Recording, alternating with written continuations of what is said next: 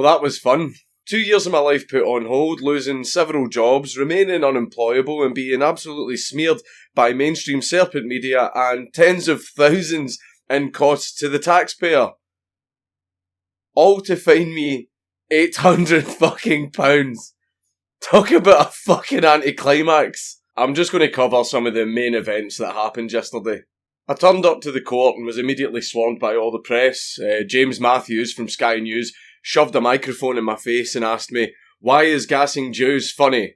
You know, a very honest, unbiased question that wasn't maliciously designed to try and trip me up. I seen right through that bullshit because I've dealt with the press so much, so I just laughed it off and moved on. But then as we actually tried to push through the reporters because they wouldn't let me into the fucking courthouse to go to my fucking sentencing, one of James's cameramen actually tried to trip up Sue on purpose. Now, we all know how low the mainstream media are right now, so although that did really piss me off, I'm not the least bit surprised. I managed to get past the media and was immediately greeted by this massive crowd who were all cheering in support of me, and that honestly blew me away, guys. You got me here. You got me here, right? And I want to thank you all for actually turning up to show your support for free speech. I went in and I sat down in the dock in front of the judge to await my sentencing. Now, before I actually go into the sentencing, I want to actually go over something me and my lawyer had actually planned to do. My lawyer was to tell the judge that any punishment that he imposed upon me, be it a fine or community service, I would refuse to do it. I would refuse any punishment that he handed down to me. Because I am no criminal, I have committed no crime, I have done nothing wrong. Therefore, I should not be punished. That could have went very badly, but the judge just moved past this statement and gave me a fine anyway. The reason I wanted that statement said was to prove that I'm not going to abandon my principles just so that I can receive a lesser punishment when I shouldn't be receiving any punishment at all. The judge obviously went down the route of giving me a fine anyway, but the judge very easily could have went down the route of won't do community or pay the fine. Well then, cunt, it's gulag time. I was fully prepared to go to jail yesterday. Because in my head I was thinking, my form of protest is to refuse any punishment that the judge gives me. Which means the only option the judge will be left with is jail. So I've got it fully 100% in my head. I'm going to jail. That is the only option that I'm leaving the judge. And then the judge started reading out the sentence. And I'm thinking in my head, this is it. I'm ready to go to jail. I'm ready. Do it. Do it. Do it! And then the judge fined me £800. Fuck. So I still got to make my statement of protest, but the judge didn't send me to jail, so that was fortunate. But the only people who actually knew about my plans were obviously me, my lawyer, and Sargon. Sue didn't know. I didn't tell Sue that I was actually trying to get sent to jail. This made Sue very, very angry. So I left the courthouse to cheering, and as I was trying to actually leave the grounds of the courthouse, I was approached again by James Matthews, and people had actually filled me in on who he was at this point, and he's a gotcha reporter, so essentially, he's a prick. So I was ready for him, and luckily, someone was filming and managed to capture this beautiful moment. On YouTube, you distributed an image, video of you in about the space of a minute, teaching a pug dog to raise its paw in a Nazi salute. You said gas the Jews 23 times. What's funny about that? The context of it is the juxtaposition of having an adorable animal react to something vulgar. That was the entire point of the joke. Have you seen the video? Do you accept you committed a crime? Have you seen the video? I have. Right, okay, so I explained the context in it, so why are you asking me again? Well, the context is that you've been fined £800 for a crime that you committed. We're talking about the context of the video, don't try and move on. We had in court... Yeah, can I just ask, why did we had in court that you committed gross offence against a large community of 6 million Jews were killed in the Holocaust. You just said the statement a couple of seconds ago. Why should I consider your context if you're not concerning mine? You've broken the law. Do you regret breaking the law? You just broke the law 2 seconds ago when you said the phrase. Remember, context matters, mate.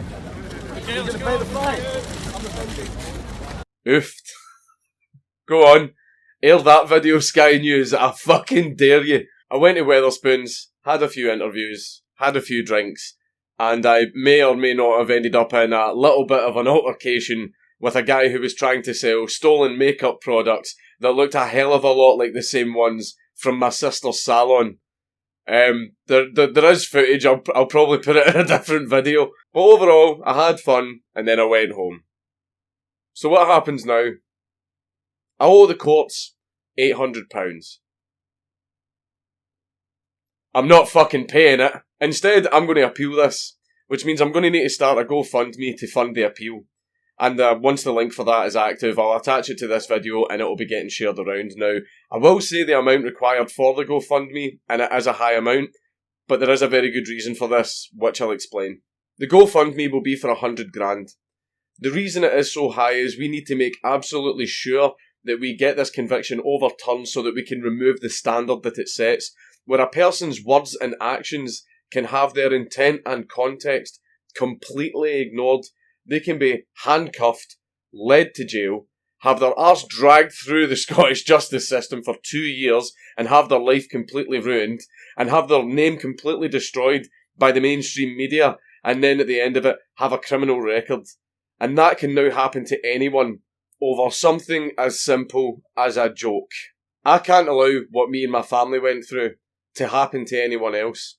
And if my case sets the standard for this, then that just means it's going to be so much easier for the Scottish Justice Service to do this to anyone.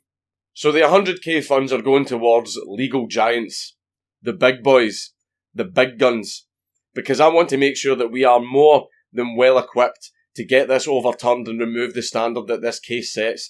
We don't want to come in with a cheap lawyer who's going to give the case a little slap. We want to come in with massive legal bad boys who are going to nuke this thing from fucking orbit. Because we need this gone, because I don't want the standard that this case sets to be used to torment anybody else, and I want to make absolutely fucking certain that we're successful. This isn't about me trying to dodge paying £800. Fuck the £800, pick a charity, and I'll give them the £800 right now and I'll post the evidence. The charity can have my £800. The court's not fucking having it. And if the GoFundMe meets its target, there will be 100% transparency. I will post every single bill that I receive from this, just as evidence of where all the money's going. And once the appeal is over, any money that's left over from the GoFundMe, I would just donate to charity and post evidence of this. But I did actually play with the idea of setting up something similar to FUPA, but instead of, like FUPA does, protecting people who are being persecuted over fair use, I would set something up that would protect people being persecuted over their freedom of speech. The only problem with that is, though, I have no idea what the fuck I'm doing. So, before I'll go down that route, I would want to speak to some professionals who actually have experience in setting up such a thing, because if I just go into it with the knowledge I have now, I would fuck it up.